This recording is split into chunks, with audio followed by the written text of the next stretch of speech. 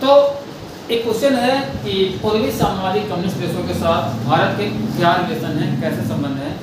तो पूर्वी कम्युनिस्ट देश का मतलब सीधे है यूएसएसआर ग्रुप से या ईस्टर्न यूरोप से। तो अगर हम लोग बैकग्राउंड में जाते हैं, थोड़ा सा पीछे जाते हैं, तो यूएसएसआर का गठन जो हुआ था वो हुआ था 1917 में। 1917 में जब बोल्शेविक क्रांति होता है व्लादिमीर लेनिन के द्वारा, इसको बोलते हैं सोवियत सिस्टम या सोवियत प्रणाली। ठीक है, तो जब सोवियत सिस्टम या सोवियत प्रणाली का फाउंडेशन होता है, गठन होता है, तो इसको बोलते हैं क्या, यहाँ पे कम्युनिज्म शुरू होता है। देखो साम्यवाद, समाजवाद और पूंजीवाद तीनों बिल्कुल डिफरेंट है। साम्यवाद क्या है, समाजवाद क्या है, पूंजीवाद क्या है। पूंजीवाद मतलब डिफरेंट हो, समाजवाद मतलब जहाँ समानता की बात हो, और कम्युनिस्ट में एकदम बंद अर्थव्यवस्था होती है, क्लोज इकोनॉमी होती है। तो वहाँ पे अगर हम बैकग्राउंड चलते हैं तो वहाँ पे दो गुट बना सेकंड वर्ल्ड वॉर में। एक गुट बना उसका नाम था पश्चिमी पूंजीवादी गुट, और एक गुट बना उसका नाम था पूर्वी साम्यवादी गुट। तो पश्चिमी पूंजीवादी जो गुट था उसका नेतृत्व कौन कर रहा था, अमेरिका। और अमेरिका नाटो, मार्शल प्लान इत्यादि। अगर पूर्वी साम्यवादी गुट की बात की जाए तो सोवियत संघ, यूएसएसआर, जिसके अंतर्गत में वार्सा पैक्ट था, फिर कॉमन्स था, ये सब चीज़ें थी। अब भारत का दृष्टिकोण क्या है, तो भारत बोला न्याय की तरफ जाने के लिए, भारत बोला न्याय की तरफ जाने के लिए, यानी कि गुट निरपेक्षता। भारत जो था वो गुट निरपेक्षता की तरफ जाना पसंद किया, गुट निरपेक्षता की नीति अपनाया।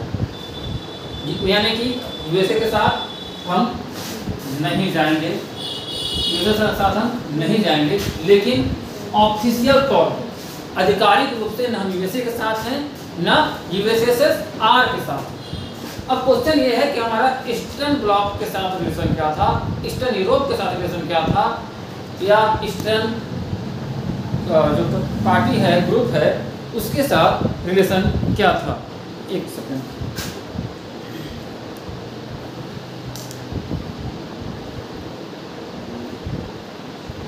ठीक। तो लेकिन ऑफिशियल तौर पर रिलेशन नहीं था, अनऑफिशियल रिलेशन था। आप सामने से कंफर्म कर लीजिए। और लेकिन संबंध अनऑफिशियल था। अनऑफिशियल में क्या था कि अंतर्राष्ट्रीय शांति के लिए, उपनिवेशवाद का विरोध करने के लिए और विकास के लिए हम किसी के साथ जा सकते थे।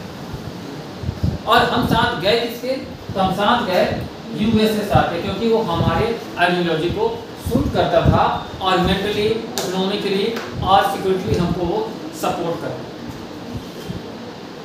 कोई कंफ्यूजन? अब आते हैं कि ये ईस्टर्न साम्यवादी जो साम्यवादी गुट है, कम्युनिस्ट गुट है, इसमें कौन कौन से देश हैं। तो एक बड़ा देश है, वो है सोवियत संघ, रूस। तो सोवियत संघ के साथ हमारे रिश्ते कैसे थे, तो भारत का ये आजाद भारत का सबसे बड़ा पार्टनर था, सबसे बड़ा पार्टनर था, मतलब कि महत्वपूर्ण साम्यवादी सहयोगी था।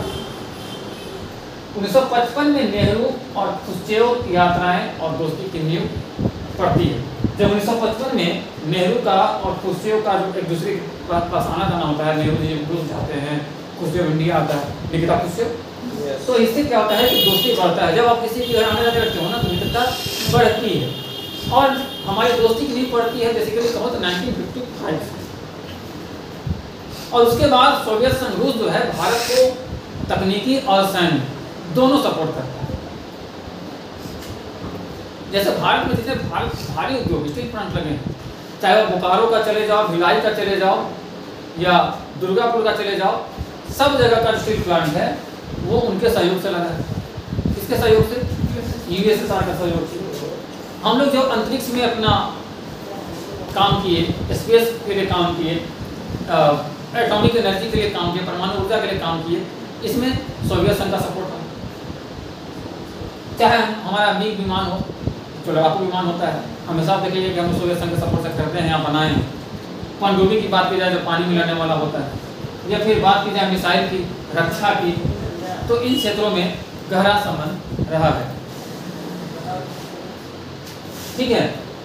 अब 1971 में भारत और सोवियत की मैत्री संधि होती है। भारत और सोवियत की मैत्री संधि होती है और इसे बोला जाता है treaty of peace, friendship and cooperation.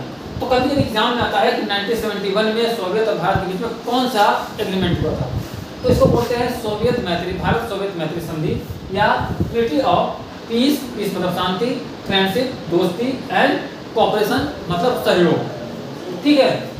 Bangladesh मुक्ति संग्राम 1971 में बांग्लादेश का मुक्ति संग्राम था।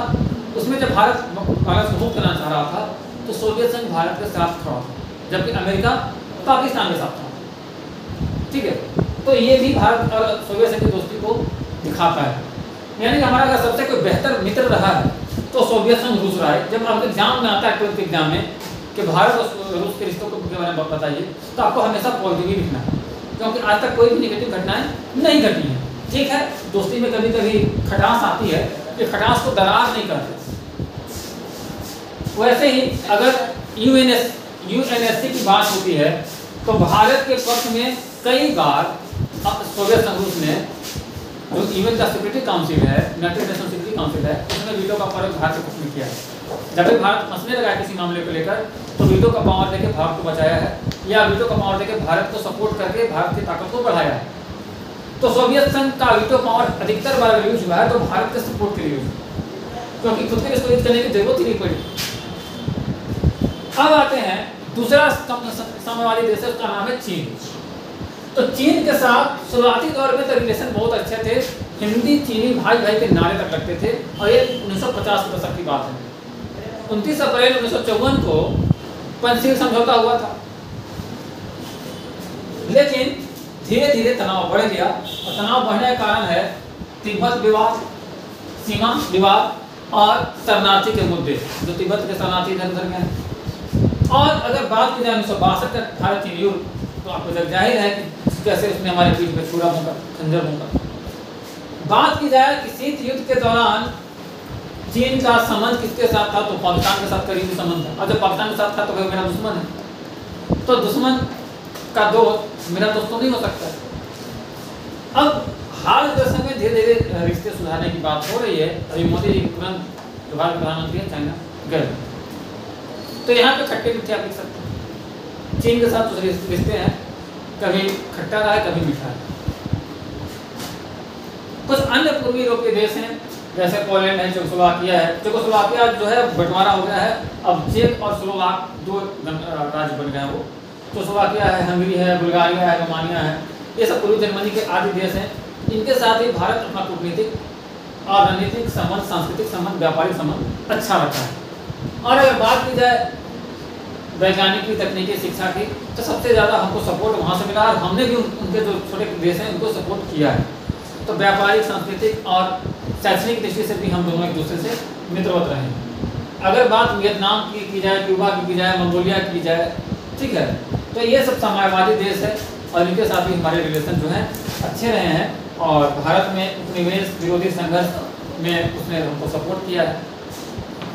और जैसे वियतनाम का युद्ध चल रहा था तो भारत ने शांति का साथ दिया, शांति का पक्ष लिया था, वियतनाम जीत गया था ना।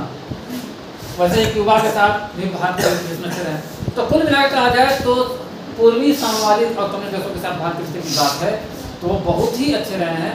अगर थोड़ा सा चीन के कुछ भाग को या कुछ काल को निकाल दिया जाए तो पूर्वी साम्यवादी देशों के साथ भारत के रिश्ते हमेशा बेहतर और बेहतर ही रहे हैं। कोई कन्फ्यूजन?